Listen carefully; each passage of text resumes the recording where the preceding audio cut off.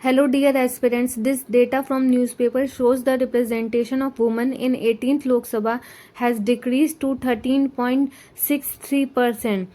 ये जो सिचुएशन है ना, ये बहुत ग्रेव सिचुएशन है, क्योंकि वुमेन का रिप्रेजेंटेशन जो है फर्स्ट लोकसभा से लेकर के, जहाँ की वुमेन जो है 5% थी लोकसभा में, से 17 तक इंक्रीज़ हुआ, बट 18th लोकसभा में फिर डिक्रीज़ हो गया। बट ऐसा क्यों है? और इसको इंक्रीज़ करने के लिए सितंबर में लास्ट ईयर गवर्नमेंट ने नारी शक्ति वंदन अधिनियम इंट्रोड्यूस किया था, और उसमें 1/3 रिजर्वेशन जो है लोकसभा एंड विधान परिषद के लिए था, एंड दिल्ली लेजिस्लेचर के लिए भी। जो आर्टिकल्स इसमें इंट्रोड्यूस हो रहे थे वो थे article 330A for Lok Sabha, article 332A for reservation in state legislature, article 239 double A subsection 2 subsection B for Delhi reservation in Delhi legislature. इसका जो इम्प्लीमेंटेशन है ये एक्ट बनने के बाद, वो एक्ट बनने के बाद जो फर्स्ट सेंसस होगा और उसके बाद जो डिलिमिटेशन कमेटी बनेगी, उसके बाद इस एक्ट का इम्प्लीमेंटेशन होगा। Let's see the data. 17th Lok Sabha में वुमेन जो है वो 78 थी, 14.36%, एंड 18th लोकसभा में 13.36%, 74। 4 वुमेन जो है कम हो गए। अभी वर्ल्ड डेटा देखते हैं।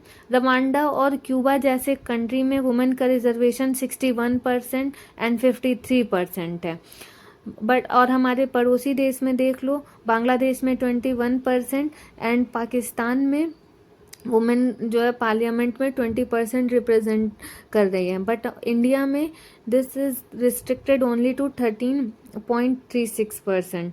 इस एक्ट के ड्रॉबैक भी हैं, इस बिल के ड्रॉबैक भी हैं।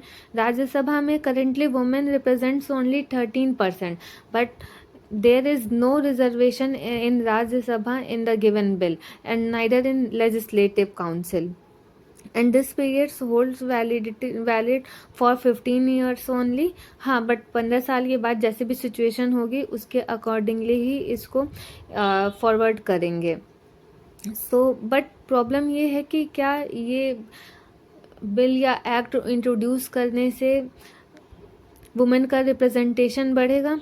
वुमेन रिप्रेजेंटेशन की डिमांड तो काफ़ी टाइम से चली आ रही है लोकसभा में, और इसी डिमांड को ध्यान में रखते हुए, क्योंकि वुमेन का रिजर्वेशन, वुमेन को रिप्रेजेंट करना पार्लियामेंट में ज़रूरी है, क्योंकि वो हमारे कंट्री को रिप्रेजेंट करते हैं। तो इसी डिमांड को ध्यान में रखते हुए 73rd constitutional amendment and 74th constitutional amendment के थ्रू लोकल गवर्नमेंट में 1/3 जो है रिजर्वेशन वुमेन को प्रोवाइड किया गया था through article 243D and 243T। But क्या वुमेन ने पंचायत में अपनी जगह बनाई? जी हाँ, वुमेन में पंचायत में अपनी जगह तो बनाई, बट उनके जगह आफ्टर इलेक्शन उनके जो जगह है वो उनके पति यानी हस्बैंड जो है वो ले लेते थे, और सारे एडमिनिस्ट्रेटिव डिसीजन जो है उनके हस्बैंड्स लेते हैं। तो यहाँ पे रोल का वुमेन जो है इलेक्शन के बाद ही ख़त्म हो जाता है। इतने टाइम से ये रिजर्वेशन चला आ रहा है, बट स्टिल अगर हम देखें तो डिसीजन मेकिंग या से जो है वुमेन का लोकल गवर्नमेंट में वो बहुत कम रहा है। So what are the way forwards? सबसे पहले तो वुमेन का एम्पावरमेंट ज़रूरी है, ताकि उन्हें पता चले इकोनॉमिकली, एजुकेशनली, सो डैट वो पॉलिटिक्स में पार्ट ले सकें एंड बेटर पॉलिसी मेकिंग कर सकें। सेकेंड थिंग इज़ सिटीज़न की अवेयरनेस भी इम्पॉर्टेंट है कि पॉलिटिक्स में पार्ट लेना क्यों ज़रूरत है। बहुत सारे जो सिटीजन्स हैं वो पॉलिटिक्स में जाना ही नहीं चाहते हैं। They think that the politics is a filthy thing. Now एक यूथ पार्लियामेंट का कॉन्सेप्ट भी कॉलेज में इंट्रोड्यूस होना चाहिए to generate interest in young. So thank you and for more such information